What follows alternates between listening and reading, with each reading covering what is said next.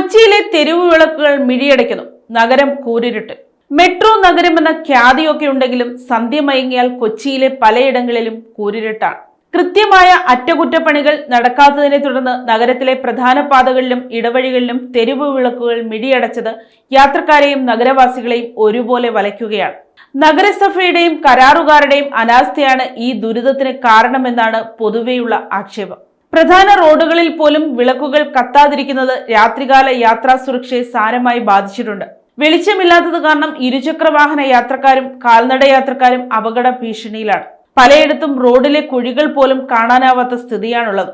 മുൻപ് സ്ഥാപിച്ച LED ലൈറ്റുകളിൽ ഭൂരിഭാഗവും തകരാറിലായിട്ട് നാളുകളേറെയായി. ഇവ യഥാസമയം മാറ്റുന്നതിലോ അറ്റകുറ്റപ്പണികൾ നടത്തുന്നതിലോ അധികൃതർ കാണിക്കുന്ന അലംഭാവത്തിനെതിരെ പ്രതിഷേധം ശക്തമാണ്.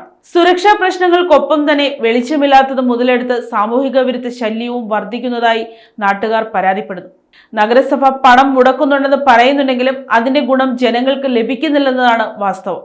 തെരുവ് വിളക്കുകൾ തെളിക്കാൻ അടിയന്തര നടപടി വേണമെന്നാണ് നഗരവാസികളുടെ ആവശ്യം.